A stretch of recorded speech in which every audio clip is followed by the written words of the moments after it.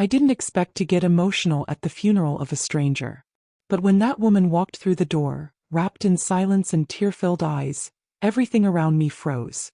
She stopped a few feet from the casket, removed her sunglasses, and the world collapsed. My heart raced in a way I had only felt once before, when I discovered that the woman who raised me had lied about everything. But this time it wasn't a lie that crushed me. It was her face. The same dimple on the chin. The same look when trying to hold back a tear. It was like looking into a mirror. Only feminine. She didn't say a word.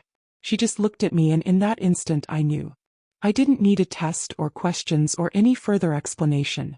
She was my sister. And that funeral wasn't just a farewell. It was the beginning of the end of my own story. Or perhaps, the beginning of the truth everyone tried to keep from me. Death has a smell. It's not just the scent of stacked flowers, the old carpet of the funeral home, or the burnt coffee served in plastic cups. It's a scent that seeps in even if you try to resist. A smell of ending. Of choked silence. I stood there among people who knew my father better than I did.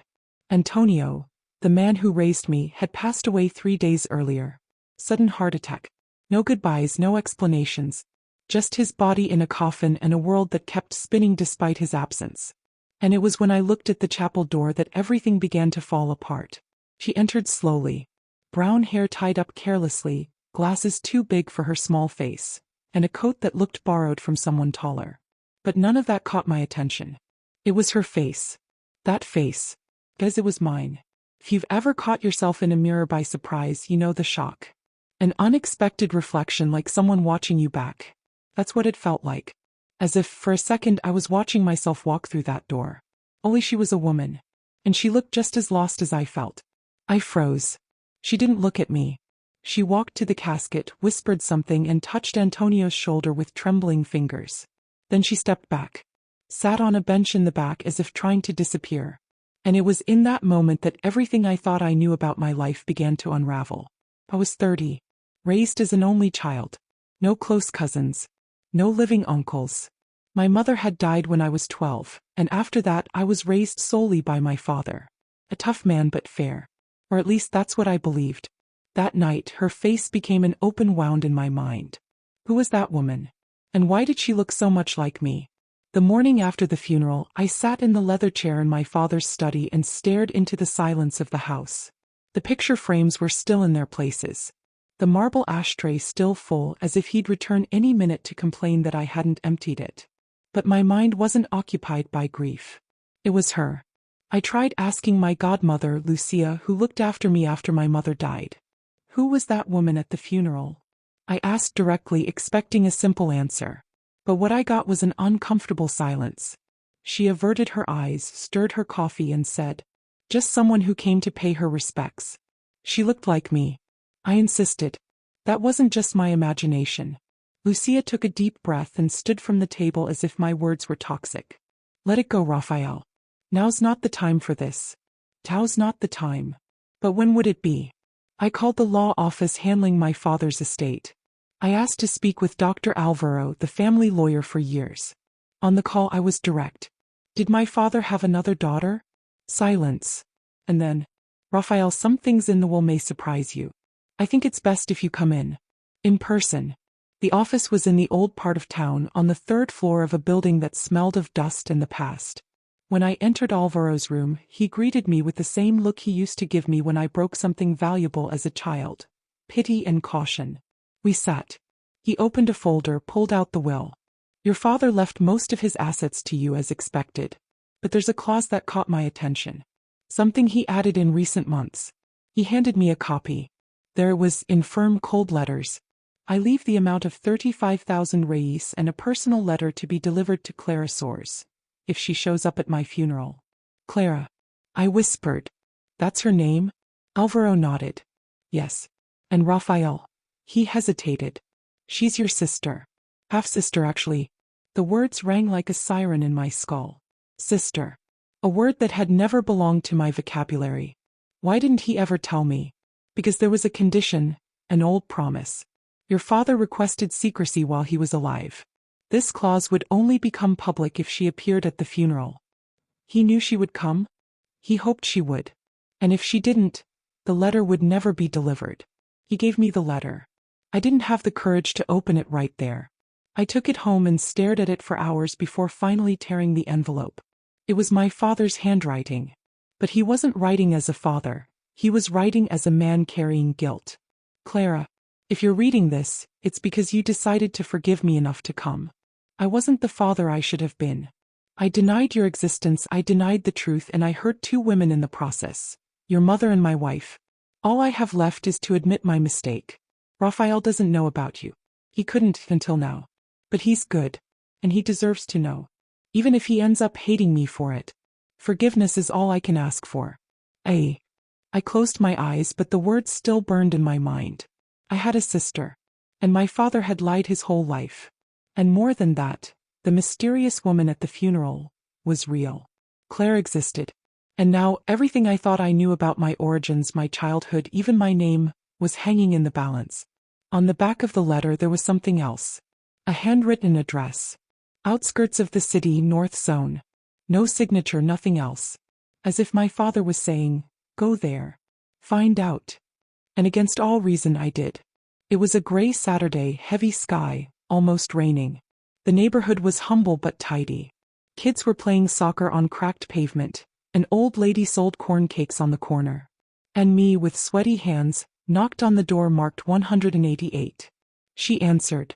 No glasses, her hair tied in a bun. Clara looked younger. Or maybe it was the shock on her face upon seeing me there. Raphael? She said, as if the name had just stepped out of an old dream. So you know who I am. She didn't reply. She just opened the door. And inside that house, the past began to unravel like a poorly stitched tapestry. Clara started to tell me everything. And the more she spoke, the more I realized. Nothing I had lived was exactly as I imagined. The house was simple but tidy. Clearly lived in. Photos on shelves, plants in the corners, and a tense silence that filled every space. Clara offered me coffee. I declined. She sat across from me and said, I knew who you were even before I saw you at the funeral. That sentence hit deep. And why did you never come looking for me? She lowered her gaze. Because our mother asked me never to interfere. She said my father had another family, and I shouldn't ruin that. She raised me with dignity despite the pain. And I respected that. Until she died, 2 years ago. My mind was spinning. Another mother. Another story. And what was he to you? I asked. An absent father? She let out a dry laugh. He was a shadow. Sometimes he'd call on my birthday. Sent money. But he was never present. He never looked at me the way he looked at you. The poison in her words wasn't bitterness. It was old sadness. A wound hardened by time. I was the child he chose to show. And you, the daughter he hid. She nodded. But then added. It wasn't just him who lied. I think your mother knew. She knew about me. I swallowed hard. That's impossible. Clara stood up. She took a cardboard box from the cabinet. Inside she pulled out an old, faded photo. It was my mother. Young. Beside her, a woman with eyes identical to mine. On the back of the photo, a scribbled inscription. Juliana and Dear I, 1991, still believing in men.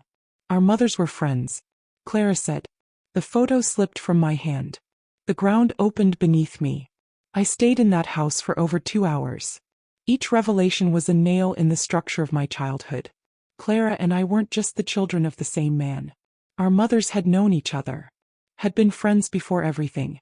Before the betrayal, before the fracture. What happened between them? I asked. My mother said Juliana, your mother, cut off all contact when she found out about the pregnancy. She never forgave Antonio. Said he had ruined everything. I felt a silent rage growing inside me. How had I lived surrounded by lies for 3 decades? Then Clara handed me something unexpected. A diary. It's my mother's. There are things in here you might need to read. I read it right there. The pages were stained, worn. But the emotions were alive. I saw Juliana yesterday. She looked at me as if I had taken something from her. But it wasn't me. I was just the woman who believed the same man. The same smile, the same promise. Further on, Antonio told me he would never acknowledge me. That the daughter couldn't know about me. That it would destroy everything he built. That it was better I remained the silent mistake of the past. I closed the diary with trembling hands. My father had built the image of a just man, atop a graveyard of secrets. 2 days later I went back to Alvaro's office. I demanded to see all the documents, everything. And then he confessed. There was a second letter, hidden in a confidential clause. Your father requested it only be delivered if you sought out Clara. Why? Because he didn't think you'd ever have the courage. I took the letter. This time I opened it right there. Raphael, if you're reading this, it means you decided to seek the truth. I never had the courage to tell you while I was alive. You were all I had left when your mother died. And I thought I would lose you if you knew about Clara. But you deserve to know. Your mother knew. She chose not to tell you. Chose to protect you from pain, from shame. And she made me promise I'd never place that burden on your shoulders. Forgive us. Life is made of choices. Not all are good. But some at least are made out of love. The letter fell to the floor. I fell with it. I returned to my father's house. As if something still pulled me toward the past. It was there, alone, that I climbed to the attic for the first time in years. The smell of old wood and dust nearly choked me. And there, in a dark corner, I found the box. Inside there were dozens of unsent letters. Written by my mother. To Clara. Dear Clara, I saw you at the playground today. You have your father's eyes and it breaks me. But still, there's something in you that makes me want to know more. To know you. If this letter ever reaches you, know that it wasn't hate. It was fear. And maybe cowardice. Tears streamed down my face. My mother wasn't a victim. Nor an executioner. She was human. Wounded, lost, trying to protect something she thought was love. The following week I saw Clara again. This time there were no questions. Just a silence full of meaning. We sat on the sidewalk like siblings do when there's nothing more to say. Was our father a bastard? I asked. She smiled. He was. But he was also someone who tried to make things right. Too late. I touched her hand. For the first time I felt something between us that went beyond blood. A possibility of rebuilding. Of not repeating the cycle. And there, under that cloudy sky, I realized I had never been an only child. I had only been kept in the dark. But no. I wanted light. Even if it hurt. There was a photo hidden among the last pages of Clara's mother's diary. It wasn't whole. Someone had torn it in half, but you could still see enough. On one side, Clara and her mother were smiling. On the other, a man's arm rested on the woman's shoulder. A strong arm, white dress shirt. The other half, where the man's face likely was, had been ripped off. But something in that image unsettled me. The watch. It was the same old model with a brown leather strap and golden dial that my father had worn for decades. A model he said was a blood heirloom. The only thing passed from his grandfather to him, and now kept with me in a drawer in the living room. That night I called Clara. Have you ever seen a photo of your mom with our dad? Very few. She burned most of them after he disappeared from our lives. Why? Because I think I found one. Or what's left of it. We went silent for a few seconds. Raphael, she said hesitantly, have you ever wondered why your mother grew so bitter in her final years? I sighed. I thought it was the grief, the illness. Maybe. But what if it was more than that? Then she told me something that changed the way I would see my mother forever. Clara said her mother had kept a name like a dangerous secret. A name she whispered during anxiety attacks. A name she repeated like a prayer, or a curse. She would say, if he comes back, everything falls apart. If he comes back, no one will believe me again, Clara said, her eyes fixed on me. But she never told me who he was. Do you think it was my father? I did. But now, something feels off. Before she died, my mother gave me a sealed envelope and told me only to open it when something from the other side came to light. I never understood what that meant. Do you still have that envelope? Yes. She went to her room and returned with a wooden box locked with an old padlock. Inside was the envelope. Clara took a deep breath and opened it right there in front of me. Inside there was only a handwritten note. If someone says it was just a mistake, look for Demas. Demas? I repeated. Who's Demas? She shook her head. I've never heard that name before. But if my mother kept this until the end, he must have been important. Or dangerous. The search for Demas began in near desperation. A common name, no surname, no reference. I tried discreetly asking some of my father's old acquaintances, but no one seemed to recall anyone by that name. Until I went to the municipal library, where my mother used to work before she got sick. Among old records and dusty boxes I found a clue. A meeting record from the school I attended when I was 7. There it was, Demas Godoy, listed as a member of the PTA council more than 2 decades ago. I went home with the paper trembling in my hands. I searched online. After hours and dozens of attempts, I found an address linked to the name. A farmhouse in a nearby town about a 40-minute drive. I didn't think twice. I went. The place was quiet. Rusty gate, overgrown weeds. But a light was on in the porch. I knocked on the door. A man with white hair, sparse beard and deep-set eyes answered. He studied me for long seconds as if he already knew what I was going to ask. Raphael, he said. My blood froze. How did you know my name? He stepped back, letting me in. In a low voice he said, because I've been waiting 30 years for you. The room smelled of old wood and fireplace smoke. Demas sat slowly as if his bones couldn't bear the weight of regret. He pulled out a dusty blue folder and slid it across the table. Your father and I were friends. Close friends, until the day I found out what he was doing. What was he doing? I asked, swallowing hard. Hiding children. Manipulating lives. He had an incredible ability to erase his tracks. But it wasn't just that. He and Juliana, your mother, had a pact. What kind of pact? Demas looked at me, eyes misty. To protect a third child. The words hit me like a sledgehammer. Third? What are you talking about? He opened the folder. Inside was a birth certificate. Child's name, Gabriel. Mother's name, Juliana Marquez. Father, not declared. Date, October 4th, 1990. Your brother, said Demas. The son who was given up for adoption when you were 2 years old. I couldn't breathe. My mother had another child? Yes. And no one wanted you to know. Not even Clara. I stood up, dizzy. Where is he? Demas handed me another paper. A name, Gabriel M. D'Souza. Lawyer, 33 years old, residing in Sao Paulo. He's alive? He is. But he has no idea who you are. Or who he really is. I drove home that night with the sound of the engine drowning out the noise in my chest. My stomach felt like a clenched fist. Brother. Another brother. A third link that had been kept from me for decades. And what was worse, someone had erased him from the story of my life as if he were a typo. A smudge on the page. An inconvenient memory.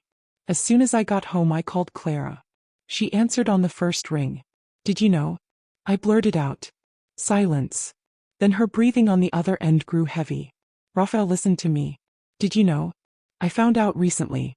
I discovered it in my mother's old notebooks. She wrote about a missing boy your mother had before you. But I didn't think that it was true, that it was safe to tell you. There was already so much at stake. And you decided for me? She didn't answer. The anger in me was a fire that didn't burn outward. It burned inward. It ate away at me, silent, dangerous. I need to find him. I said, no. Raphael, what if he doesn't want to know? What if his life is built on another story? Then he has the right to decide that. Not you. Not me. Not our father. Clara sighed. For the first time she sounded fragile. And I remembered that, despite everything, she too had been a victim of the same silence now consuming us. She had grown up with pieces missing too. What are you going to do? She asked. Tomorrow I hit the road. I couldn't sleep that night. I stared at the ceiling as if waiting for some answer to fall from the old plaster and free me from the doubt, the pain, the anxiety. Gabriel's birth certificate lay on the table. His name, his date of birth. I wondered if he knew he was adopted. If he suspected. If he dreamed of it, or if it was one of those cases where the lie became so well told, it turned into truth. By 6 in the morning I was already on the road. Driving had always given me the illusion of control. But not that morning. Each kilometer was a step deeper into a territory I didn't know how to leave. What would I say to him? Hi, I'm your forgotten brother. Do you know Juliana? She was your mother? I arrived at Gabriel's address around 9. It was a modern building in the city center. Lawyer, according to the records. Success gleamed from the mirrored glass facade. I felt like an intruder. A stranger with a dirty secret in the pocket of his coat. I waited out front for almost an hour until I saw him come out. He was me. Maybe 2 or 3 centimeters taller, broader shoulders, hair neatly combed with the care of someone who checks the mirror twice before leaving. But the eyes were mine. The shape of the jaw. The way he walked. My blood. My mirror. I followed him at a distance to a coffee shop on the next block. I sat 2 tables behind. And there, with my heart pounding harder than ever, I decided to speak. I stood, took a deep breath, and walked up to him. "Gabriel?" I asked. He looked up. Polite but cautious. "Yes. I'm sorry to bother you. I know this will sound strange, but may I speak with you for 5 minutes? It's about something important. About your origin." He frowned. Was silent for a few seconds. Looked around as if trying to figure out if it was a scam or a prank. What? Just hear me out. Please. He studied me.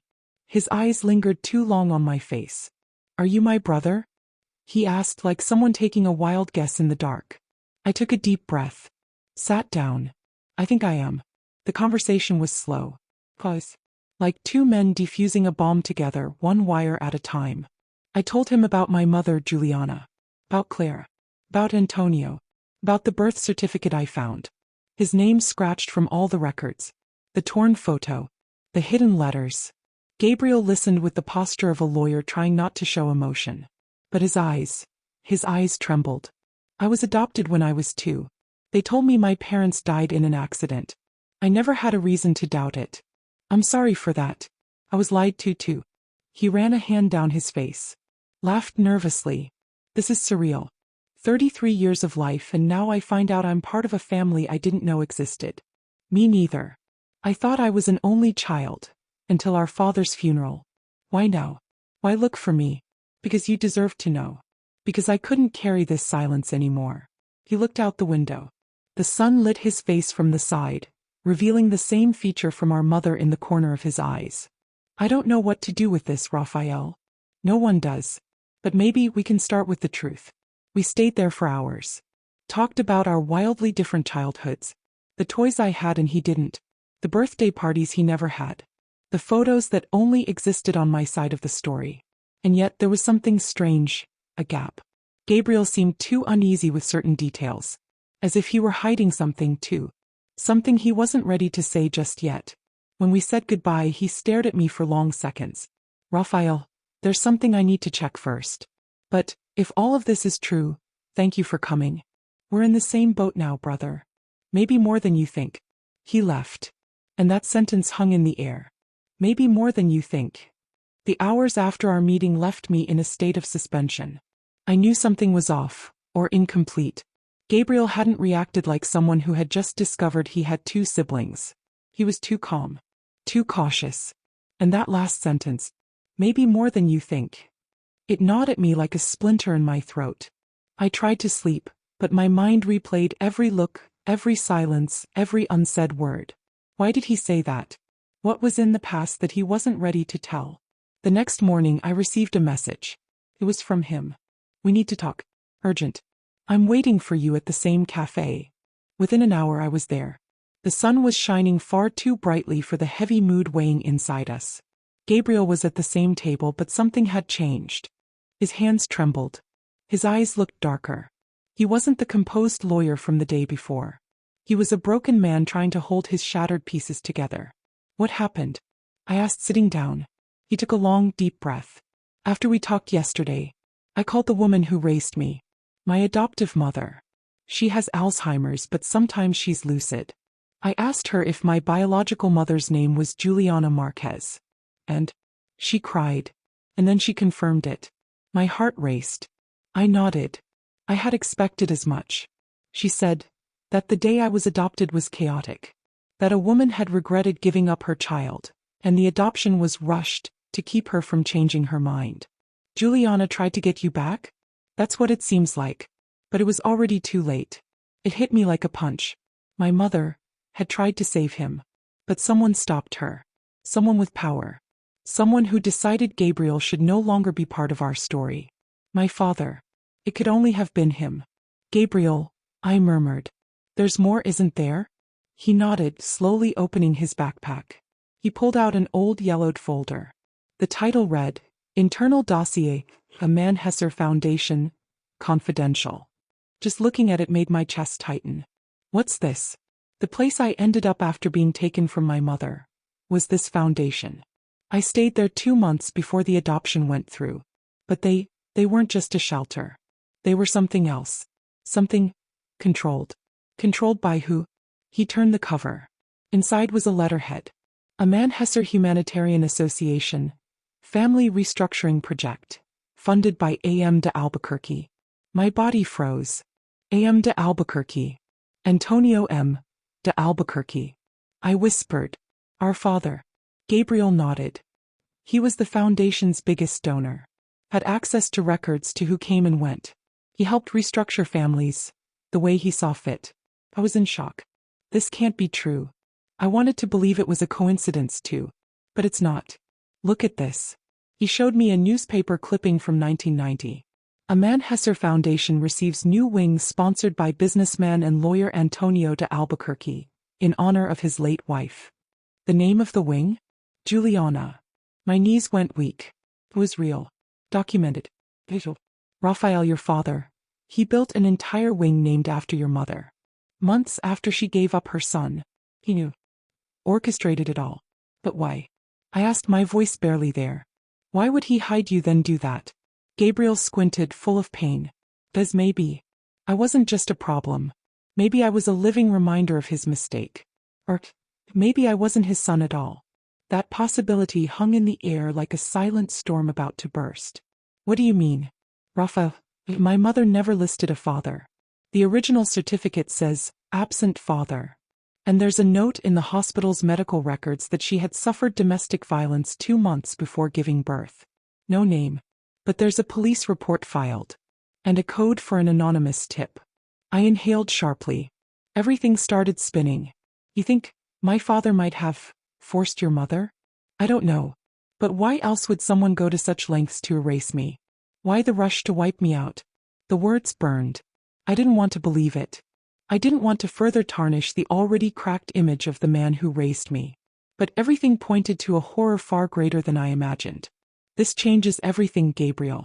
It does. But it's still not everything. He then pulled out a small black envelope from the folder. I found this in a box of old documents my mother kept in the attic. Thought it was junk. But we'll take a look. I opened the envelope. Inside there was a single photo. Black and white. My mother, Juliana, visibly younger. Crying. A bruise on her face. And in the background, a man walking away back turned. Even from the back I knew who it was. The watch on his left wrist. The height. The posture. It was him. My father. On the back of the photo, handwritten. If anything happens to me, find this man. He is not who he seems. The handwriting was my mother's. I don't know how long I stayed silent. Gabriel didn't say a word either. But in that moment we were together. 2 men connected by a shared pain. By a mother who tried too hard to protect. By a father who hid too much. By lives forged in lies disguised as care. What do we do now? I asked finally. Gabriel looked at me with steady eyes. We stop running. What if it only destroys us more? We're already broken. But together, maybe we can rebuild something. Claire looked at us. You're not just victims. You're what's left of 3 women who fought even if they got it wrong. My mother, Juliana. And you too. The generation of truth begins here. With us. That night, Gabriel slept at our place. Claire did too. For the first time we were under the same roof. 3 siblings. 3 stitched silences. And 1 chance, maybe the only one, to start over. But as sleep wrapped around me, one doubt still burned. Who else knew all of this, and remained silent? Because stories like ours never end where they seem to. They continue. In what was hidden. In what is yet to be revealed. In what still burns, even after the truth comes to light. 3 days after the night everything exploded, we were still trapped in a kind of mourning. Not the mourning of death, but the mourning of lies. When you lose someone, there is pain. But when you lose the version of what you believed was your life, there's a hole. An unbearable silence that I couldn't work. Gabriel called the office and asked for leave. Clara, on the other hand, buried herself in albums, boxes, notebooks, and old records from her mother. We tried to piece together the puzzle of our origins, but it always felt like one piece was missing. Something, or someone. That's when I got the message. Unknown sender. You don't know me, but I knew Juliana. And Demas. And what was done to Gabriel. He tried to warn me. And now it's time for you to know everything. I'm in a Tajuba. When you're ready, come to house 32 on Rua Canela. Bring the other two. It will hurt, but it will set you free. I showed the message to Gabriel. He said nothing. Clara, on the other hand, shivered. It to Juba? That's where my mother hid for a few months when you were born. Raphael, the message is real. There's something there. And maybe it's the end of this road. 3.5 hours later, we were stopping in front of a rusty gate. The place was modest. Almost looked abandoned. But there were curtains in the windows. Plants in pots. A living memory resisting inside. An old man opened the door. He was stooped, around 70, wearing thick glasses and an old wool sweater. You're the children of Juliana and Adriana, aren't you? We nodded. He stepped aside. Come in. My name is Olevo. The house smelled of old books and damp wood. On the shelves, hundreds of notebooks. Antique frames. A black and white photo caught my eye. It was Juliana, young, laughing beside a woman I recognized as Adriana, Clara's mother. Between them, a younger man. I knew him. Is this Demas? I asked. Yes. That photo was taken the day everything began to fall apart. Olevo sat down slowly. He pulled a wooden box from under the sofa. Demas trusted me. In his final years, he began organizing everything he knew. Illness caught him too soon. But he gave me this. He said, if the children ever come back, give this to them. Because this story must end with them. Not with the sins of their parents. He opened the box. Inside was a hard-covered notebook, 3 sealed letters, and a cassette labeled Juliana, 1991. Demas knew everything? Clara asked. Yes. More than anyone. That's why he almost died. What do you mean? Olevo took a deep breath. His eyes turned distant. Demas tried to report Antonio. He had proof that he manipulated adoption processes. Used influence to erase records, change names. But no one listened. No one wanted to confront a man with that much power. Gabriel squinted. So why did he stop? Because Juliana asked him to. She said if he spoke up, everyone would pay. Herself, the children, even Adriana. She said silence was the only chance to keep you alive. We fell silent. Olevo then handed over the notebook. Read it. But prepare yourselves. The handwriting in Demas's notebook started gentle. Then it grew messy, almost desperate. As if every word were written in urgency. Antonio was the best manipulator I've ever known. Made Juliana fall in love. Then erased it all. Convinced her she was unstable. Made her look dangerous. Filed a report against her, and that's how he got custody of Raphael. When she tried to flee with the second child, he found them. Took the baby. And threatened to disappear with both if she reported him. Gabriel's hands trembled as he read. I watched Juliana wither like a cut flower. But she wasn't insane. She was lucid. She wrote everything down. Recorded it all. And made me promise that if she died, I would keep the truth until the children were ready. Olevo then handed us the letters. 3 of them. 1 for me, 1 for Clara, and 1 for Gabriel. With trembling hands I opened mine. Raphael, I know I gave you a name that once belonged to someone else. I know you've carried a weight you never understood. But what you need to know is, you were loved. Even in error, even in pain. I loved you. And when you were little and smiled in the middle of the night, I believed that light could still exist. Forgive my silence. It was the only way I could protect you. Clara read hers in silence, eyes filled with tears. Gabriel took longer. When he finished, he looked at me with something I couldn't tell was pain or forgiveness. My letter said she tried to visit me once, years later. But my adoptive parents turned her away. He closed his eyes. She never gave up on me, Raphael. He just was stopped. Finally, Olevo played the tape. Juliana's voice filled the room. Different from before. More lucid. More determined. If this tape is being heard, it's because I'm dead. And my children are alive. I want you to know, I wasn't perfect. But I fought. I fought the man I loved. The justice that failed. My own guilt. If I found peace, it was because I believed that one day you would find each other. And when that happened, that you would be different. That you would not choose silence. Be light where we were shadows. We left Olevo's house in silence. In the back seat, I held Demas's notebook. Beside me, Gabriel clutched his letter to his chest. Clara stared at the sky. None of us cried. But all of us had soaked souls. That night, I decided to write. For the first time, not to understand the story, but to keep it alive. Because my family wasn't built from a family tree. It was built from ruins. From scars. And still there was something more. Survival. And now maybe love. For a long time I carried my father's name with pride. Antonio M. de Albuquerque. A respected name, spoken with reverence in legal circles, university halls, framed newspaper headlines in our old living room. Dr. Albuquerque, they'd say. This man. Vehicle. A role model. But now, that name weighed like a sentence. That Monday morning we sat at Clara's kitchen table. Demas's notebook between us. Juliana's letters on the table. And the recordings. All the elements of the story no one wanted to hear, but needed to be told. If we release this, it'll destroy our father's memory, I began bluntly. They'll talk about him everywhere. Reopen old cases. Say we're lying. Attention seekers. After money. Or they'll finally listen, Gabriel shot back. And maybe for the first time, someone will hear the voices of the women he silenced. Juliana. Adriana. And how many others? Do you really think they'll believe us? I asked. The truth doesn't have to be comfortable, Raphael. It just has to exist. Clara had been quiet. Torn between the weight of the truth and the fear of exposure. My mother died carrying fear. Juliana died hiding her children to protect them. And here we are, together. That's already more than they had. She said at last. The truth won't bring them back. But maybe it'll stop more stories like ours from happening. So we decided to find someone who could help. Not just someone with media access, but who understood the legal impact. A journalist, a lawyer, a prosecutor. Ironically, Gabriel had the idea. I know a journalist. I worked with her on an illegal adoption case years ago. If anyone will know what to do, it's her. Her name was Mariana Tells. Investigative journalist. Independent.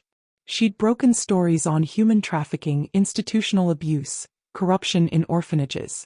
Gabriel arranged the meeting. 3 days later we were in her small studio downtown. Mariana listened for 4 hours. Recorder on. Notebook full. Eyes half closed like someone who's heard too many lies. And knows when she's facing an unbearable truth. The documents are real.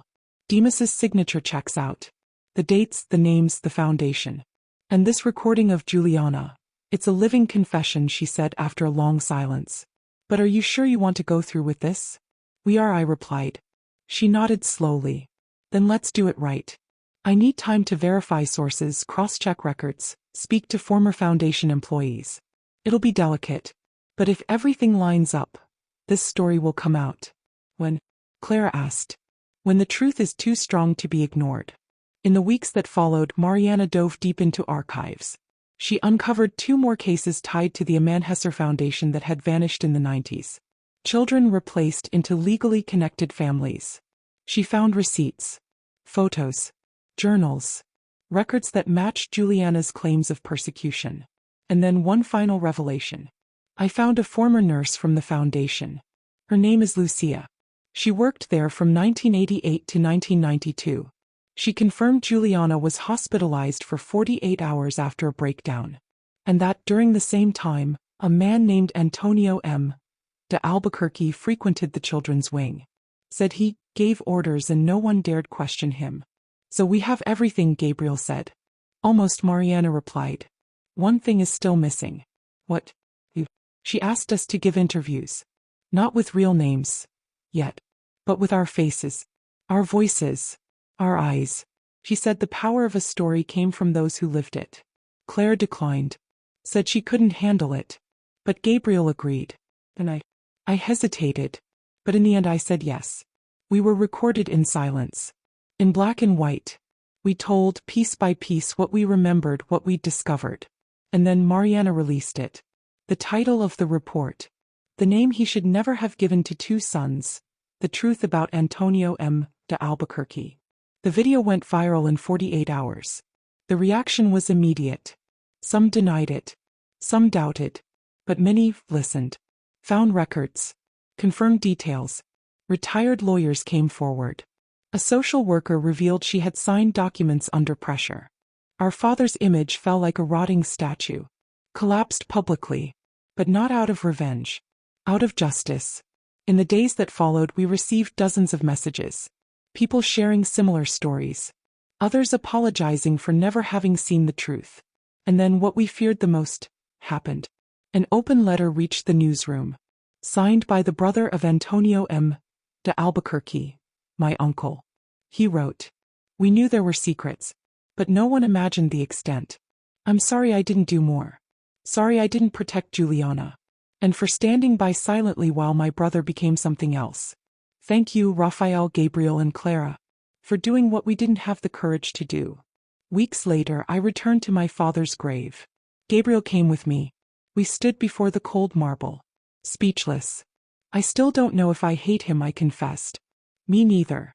But maybe, it's not about him anymore," Gabriel replied. "It's about us." I nodded. "So what do we do now?" "We live. Without hiding the name. Without burying the truth just to protect a pedestal." We returned home together. Claire was waiting with coffee. For the first time I felt something close to peace. Not the peace of forgetting, but of finally being seen. Time has a strange way of moving once the truth comes out. It doesn't go faster. Or slower. It changes. Becomes heavier. Then, as if each second now carries weight. As if we can no longer pretend we're on autopilot. We spent months in public silence, but privately we were rebuilding. Mariana's story won awards. But what she gave us was more than recognition. It was a mirror. An echo. A scream returned to the world after 30 years of silence. And when it echoed back, it brought people with it. Voices. Stories. Lives that intersected ours with invisible threads. People who had also been erased. Also replaced. People who now knew. Shared pain is no longer a prison. It's relief. It's healing. Gabriel went back to practicing law. But not like before. He left the firm where he was a partner and opened a new one. Small, quiet, but with a clear mission. To represent the forgotten. The name of the firm was simple. Living Marks. Because not every scar is meant to be hidden. Some are meant to show we survived, he said in one of the interviews he gave later. I was proud of him. Not because he was my brother, but because he had finally become himself. Clara decided to move to the countryside. She went to live in the town where her mother had spent her final years. She inherited the old house, slowly renovated it, and turned each room into a space of memory. Books, photographs, manuscripts.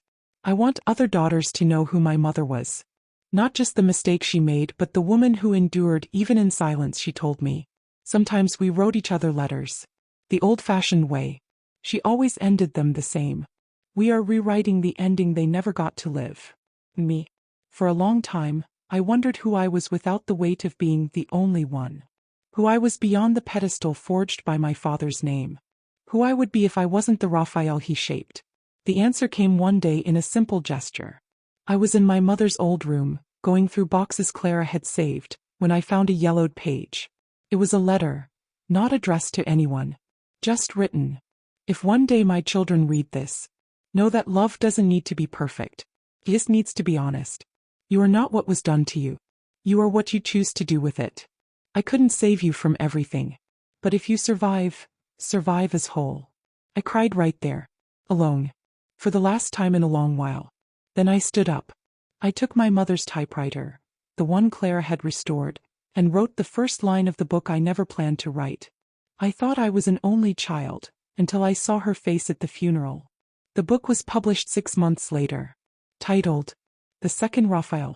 It became known not just as a story of exposure but of identity. Of reconstruction. Of how the name we carry doesn't define us, but can guide us if chosen with truth. I received hundreds of letters from readers. One of them stayed with me forever. It said, "My name is Juliana. And now I understand the courage to love even after failing." On the first Christmas after the book's release, Gabriel came to visit. Claire. We gathered in our childhood home. The same room where I had seen my father so many times. But now the portrait on the wall was different. It was my mother, Juliana, smiling, whole. On the coffee table, a picture frame with an engraved phrase. The truth doesn't destroy. It clears the ground so what's real can grow. That night we opened a bottle of wine. Exchanged simple gifts. Clara gave me a hand-embroidered bookmark with 3 names. Juliana, Adriana, and Demas. Gabriel gave me a leather folder with my name on it. My real name. No longer the name of the substitute son, but of the man who chose to stay. And I gave them something they didn't expect. A letter. Written by me. Addressed to the future. If someone from our family reads this one day, know this. Once, 3 children decided that silence would no longer define them. And together they chose to become what their mothers had dreamed for them. Whole. True. And for the first time, free. Life didn't give us everything back. I still miss the answers that will never come. I still carry the anger, the longing, the emptiness. But not like before. Not as a pain that traps me. Now it's memory that moves me. And when someone asks me, "Are you Raphael, son of Dr. Antonio?" I answer, "No. I'm Raphael, son of Juliana, brother of Gabriel, and survivor of the lie that tried to erase us." And then I smile. Because finally that is enough. Years after the truth about their origins came to light, Raphael, Gabriel, and Clara face new challenges and decisions shaped by the legacy of silence and courage left behind by their mothers and Demas. Raphael faces fatherhood and the fear of repeating old mistakes. Gabriel fights a legal system that still protects abusers. Clara uncovers secrets that connect Adriana to a broader network of female resistance. The past keeps resurfacing, but now they have a voice, and they intend to use it to change the future. The morning sun streamed through my office window, casting golden stripes across the desk filled with papers, old photos, and letters that still traveled with me. It was strange to think that, a few years ago, I barely knew who I was. Now I was a father. My daughter, Helena, slept in the room next door, unaware of the storms my past had unleashed. Looking at her, I felt a mix of fear and hope. Fear of repeating the mistakes of a generation that had to silence its pain to survive. Hope of building a new path. "Daddy, will you tell my story someday?" she asked with the innocence of someone who doesn't yet know the weight we inherit. I paused. I had no ready answer. I knew that telling a story wasn't just about stating facts. It was about accepting wounds, facing shadows, and most of all, choosing the light we want to leave behind. Meanwhile, Gabriel was fighting legal battles that never seemed to end. The system, though shaken by the revelations, still tried to shield the powerful. He called me nearly every day to share small victories and major frustrations. "Raphael, it's not just about our family. There are still children out there. Kids who need someone unafraid to fight." Clara, on her end, was uncovering more manuscripts hidden among her mother's belongings. Papers that revealed a secret network of women helping other mothers escape abuse. She invited me to the countryside, to where it all began, so we could discover what else had been hidden. This new journey wouldn't be easy. It would involve choices that reopened our wounds. But it would also be fueled by love. Because the legacy our mothers and Demas left us was not silence. It was courage. And this time we were ready to speak. The road to the house in the countryside was lined with trees that seemed to watch every step I took. It wasn't just a physical trip. It was a descent into memory, a reunion with what my mother Adriana had tried to hide, protect, and, above all, survive. Clara waited for me on the porch, tired but resolute. The old house, with its wooden shutters and weathered walls, breathed stories we could barely imagine. She handed me a box. Inside, a stack of letters, diaries, and photos yellowed with time. "This is just a part," she said. "What my mother endured, and what she left behind, is bigger than anything we've seen so far." As I flipped through the pages, one line pierced me. "Sometimes freedom demands sacrifices no one understands. Hiding the truth can be an act of love, but it can also be a prison." Clara smiled, almost without hope. She wrote that just before disappearing. And after that, we know she joined the network that helped women like her. Women like us. My mind flooded with questions. Who were these women? How did they survive? And most of all, what did this network mean for the future we wanted to build? That night, as the wind rattled the windows, I received a phone call. Gabriel was in shock. "Raphael, something happened. The Aman Hesser Foundation is back. New faces, new lies." "What do you mean?" I asked. "They're trying to erase the documents Mariana uncovered. They want to silence everything again." The weight of our choices came crashing down once more, to decide whether we'd fight again or remain silent to protect our lives. But this time something inside me ignited. It wasn't just about us anymore. It was about everyone who needed a voice. The news that the Aman Hesser Foundation was trying to erase documents hit us like a blow out of nowhere. Not just the physical destruction of records, but the attempt to erase all memory, all truth, felt like a direct attack on everything we had built. Gabriel and I met with Mariana, the journalist, to plan our next move. "If they want war, we'll give them a revolution," Mariana said, her eyes glowing with determination. Our first step was to call upon former employees, victims, and anyone connected to the foundation to give their testimonies. The internet became our battlefield. A campaign called Forgotten Voices gained momentum online. Testimonies, videos, photos, and documents began to circulate, exposing the dark practices of the foundation. But their response was swift. Anonymous threats, attempts to hack into our profiles, false reports meant to discredit Mariana and me. Fear knocked at the door, but this time we were prepared. Meanwhile, Clara found something shocking. A list of women who had mysteriously disappeared around the same time as Adriana and Juliana. "There are dozens," she said, her voice trembling. "And none of them were ever properly investigated." We realized our story was just the tip of the iceberg. The secret network of women helping mothers escape abuse was more alive than we had imagined, but also more threatened. The next night, I received an anonymous email. "You want the truth? Go to the abandoned house at number 45 on Rua das Flores. There you'll find the key to what hasn't yet been revealed." Gabriel and I decided to go. Clara stayed home taking care of the documents. When we arrived, the house felt like a prison of memories. Scratched walls, broken windows, and in the attic a metal box with the symbol of a black rose. Inside was a diary, written by Adriana herself. The first lines froze me. "If someone finds this, know that freedom has a price, and that the shadows trying to erase me only make me stronger." Adriana's diary was a dive into the soul of a woman battling invisible ghosts, her own fear, and a system that wanted to bury her. She described secret meetings, escape routes for women and children, unexpected allies, and painful betrayals. One passage struck me deeply. "When I chose to give my name to that child, I knew I was choosing hope. Even when everything seemed lost, I believed love could defeat the darkness." Clara told us about a photo found with the diary.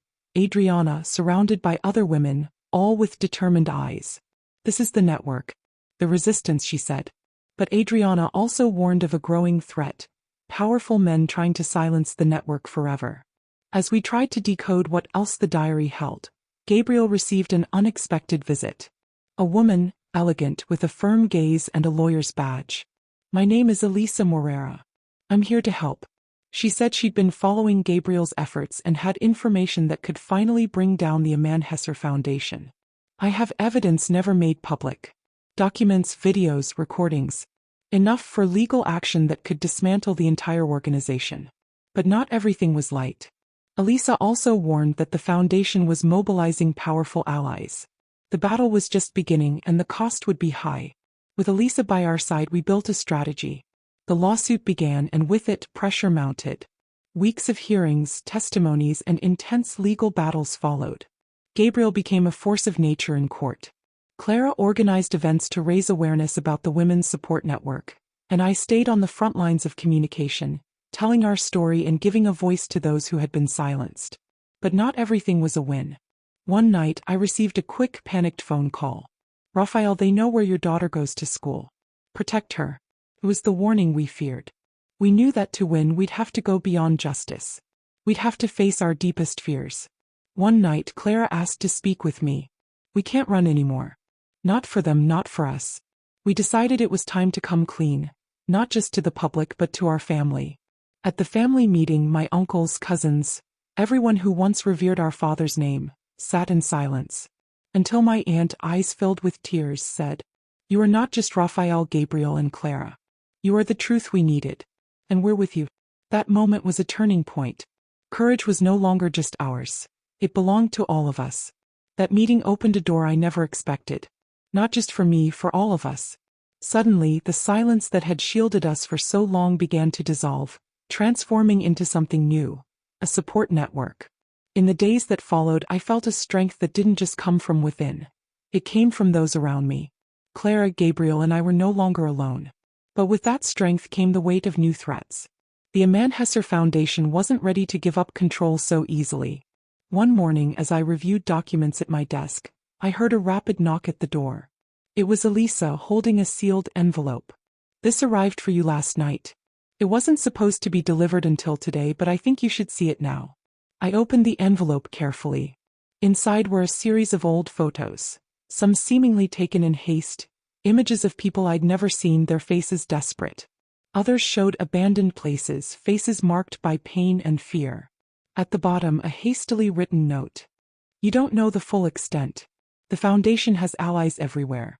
Be careful who you trust. My heart raced. It was a warning, but also a challenge. That day I called Claire and Gabriel. We need to be even more careful. They're closing in. But we can't back down now, Gabriel said firmly. I agree, Claire added. But we need to strengthen our network. Find allies beyond our circle.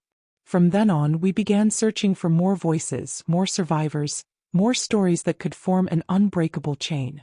We met in discreet places, exchanged information and planned actions. And every meeting was an emotional battle. Because beyond the fear, the pain was still alive.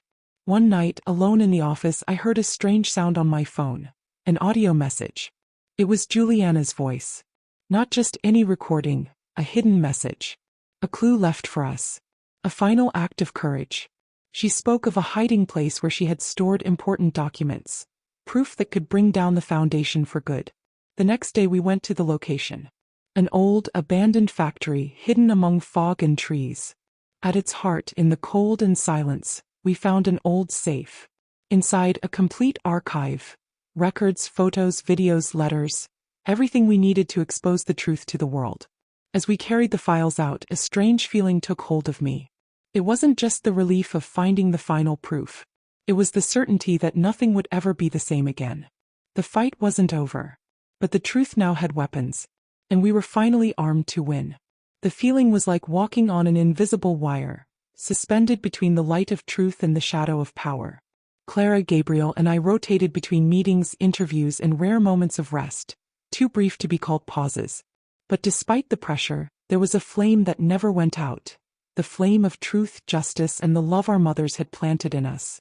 It was during one of those long nights, in the silence of the early morning, that I received an unexpected phone call. Raphael, this is Daniel. I don't know if you remember me. The voice was low, weighed down by fear and urgency. Daniel, who are you? I worked for the Foundation years ago. I saw things that still haunt me. I want to help. I have information that could change everything. In that moment, I knew our battle still had many chapters left to write. And that despite the fear, we were closer to the truth than ever before. Daniel appeared like a light in the darkness. A man marked by the past but determined to help. His information was the missing key to dismantling the protection network surrounding the Hesser Foundation. In discreet meetings, he handed us confidential documents, recordings, and names of people involved in sinister schemes. Each detail revealed that the Foundation wasn't just a place of suffering, but a powerful, corrupt machine with branches in many sectors. But with that help came increased danger. One night, after a meeting with Daniel, Clara realized she was being followed. Fear settled into our hearts again, but it also drew us closer. We knew we were on the right path. As we fought against the Hesser Foundation, an unlikely alliance formed. A group of former Foundation members, people who had also suffered and now sought justice, decided to join our cause. Some had valuable information, others brought the courage to face what they had once feared. That unity strengthened our movement, bringing hope and new strategies. But not everyone trusted each other completely. The mistrust was natural, but our goal was greater than our differences. With the strength of this new alliance, we began to prepare for a decisive offensive. Documents, testimonies, and evidence were being compiled for an international complaint. But the Foundation did not sit idle. Political pressure, threats, and attempts to discredit our allies increased. The storm was approaching and we had to be ready. Amid the turmoil, our personal lives began to suffer. Friendships wavered, relationships were tested. But the conviction to fight for the truth kept us strong. City lights shone through the office window as I reviewed the final documents sent to the International Court. I felt the weight not just of responsibility, but of the entire past that had brought us here. It was a battle against an enemy that operated in the shadows, invisible to many, but one that left traces when least expected. The testimonies of former Foundation members were like lightning in a dark night, illuminating truths many preferred to keep buried. But the Hesser Foundation didn't give up so easily. They began using increasingly subtle methods to discredit our allies, baseless lawsuits, defamation campaigns, and even manipulation of the media. Social media became a battlefield for a silent war, with coordinated attacks meant to derail our momentum. Amid all this, my relationship with Clara and Gabriel was strained. The weight of external pressure brought us closer, but also revealed cracks that threatened to separate us. We felt the eyes of the entire country and even the world, watching us. The decision to continue the fight was also a personal one, to sacrifice peace in pursuit of justice. But we had learned that peace without justice is just silence. And we were no longer willing to remain silent. The impact of the international complaint echoed farther than we had expected. It wasn't just a legal battle, it was a fight for recognition, for dignity, for the thousands who, like our mothers, had been forgotten by the system. We received letters, messages, and testimonies from people all over the country. Some were so painful they tore at the soul. Others were stories of hope, of resilience, of courage that inspired us to keep going. Gabriel began devoting hours to listening to those voices, representing them legally, fighting for each and every one. But the more visible we became, the greater the danger. In the dead of night, cyberattacks escalated. Fake profiles, planted news, and attempted hacks on our devices became routine. The psychological pressure was wearing us down. But it was the strength of those voices that kept us going. Among the old documents, Clara found a never-before-seen manuscript written by Juliana. In it, Juliana spoke of the promise they could never silence, a hope preserved for a future that could only be born through truth. It was more than a letter. It was a legacy.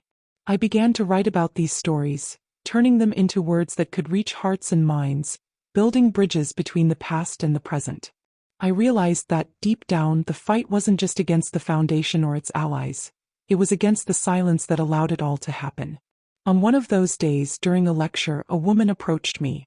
With teary eyes, she said, "Thank you for giving us a voice, for making the world hear those who were never heard." In that moment, I knew we were on the right path, and that the voice of the silenced would be the flame that could never be extinguished. In the following weeks, the pieces of the puzzle began to fit together in unexpected ways. Juliana's manuscript wasn't just a promise. It was a clue to something much bigger. Clara and I spent days analyzing every word, every line. That's when we discovered references to hidden documents. A final letter that could bring down not just the Aman Hesser Foundation, but the entire power network that sustained it. Meanwhile, Gabriel worked on the front lines, facing off against lawyers who tried to block the new evidence from being accepted in court. But one morning we received an unexpected visit. It was Elisa, with a heavy envelope and a grave expression. "You need to see this. It's what they don't want the public to know." Inside the envelope, photos, recordings, and reports revealing connections between the Foundation and influential political figures. The impact was devastating. The fight we thought was against a single organization turned out to be part of a massive corrupt system, where power fed on fear and silence. We decided that the next phase of our fight would be the riskiest yet, to expose this entire network. We knew that by doing so we were putting our lives and those we loved in danger. But there was no turning back. On the night before the big reveal, we gathered one last time before taking that step.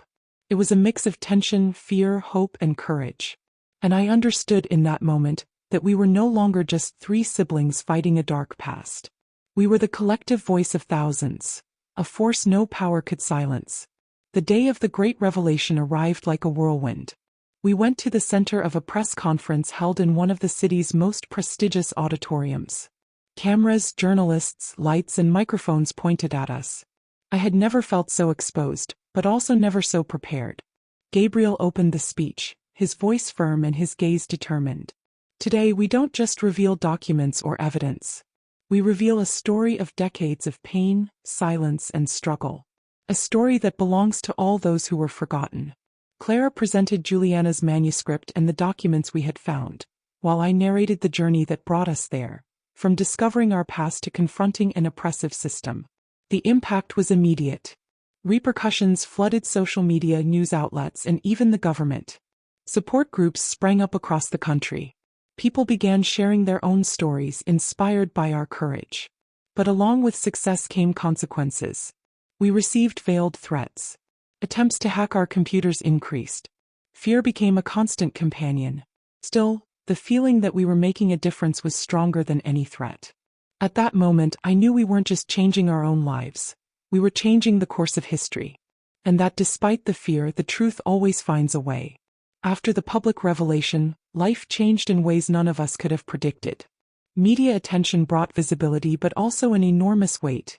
It was like carrying the world on our shoulders. Gabriel intensified his legal work, opening cases to protect victims who now felt encouraged to speak out. Clara dedicated herself to organizing support groups and solidarity networks, transforming collective pain into communal strength. As for me, I plunged into writing, giving voice to all those stories that deserve to be told, connecting past, present, and future. But the fight was not over. The Aman Hesser Foundation still resisted, trying to destabilize our movement both internally and externally. New threats appeared, some even personal, forcing us to tighten security and maintain constant vigilance. Amid this whirlwind, we received an unexpected invitation. An international documentary wanted to tell our story. It was a unique opportunity to amplify even further the voice of the silenced. As the project took shape, we realized our journey had become much larger than ourselves. It was a fight for justice, memory, and humanity. And we knew that despite the challenges, we were planting seeds that would bloom for generations. At that moment, I understood that the legacy of our mothers and Demas was not only in the written pages or collected evidence. It was alive in the courage that now beat within each of us. And that courage finally gave us the freedom to choose the future we wanted. The air that morning felt heavy, as if the world waited in suspense for the ending we were about to write. It was not just another day in our lives.